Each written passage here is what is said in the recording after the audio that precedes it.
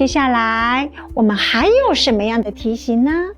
我最什么样的句型都很类似，我们可以延伸练习我最想要做什么样的事情，这样子的题型。句型呢是我亲想嘅係乜嘅，因為乜嘅原因。示範題看一下，台灣有很多好老料嘅蔬菜，親想去哪了？請簡單講出，讓我想去嘅味。套用句型過後，我們可以這樣回答：我親想去老料嘅蔬菜係花蓮，因為嗰度嘅空氣最好、最清爽，還有當好食嘅美食。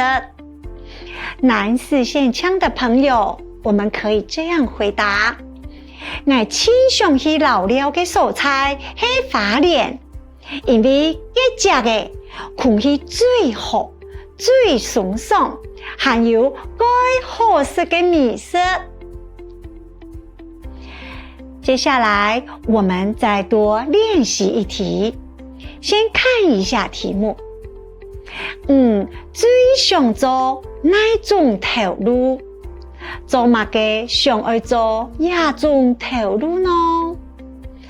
套用我們剛剛學到的句型，我最想做嘅係乜嘅，因為原因係乜嘅。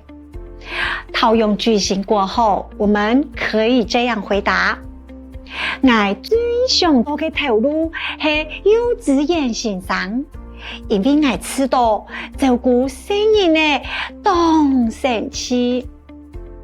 或者我們也可以多練習下面幾種不同的職業哦。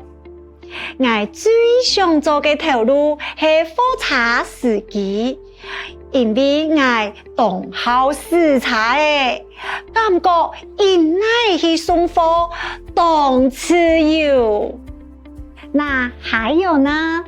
我最想做嘅頭路係工程師，因為我愛解決問題，創造新嘅科技來幫助人。或者是我最想做嘅頭路係護理師，因為我愛照顧疾病嘅人，本佢有較健康嘅身體。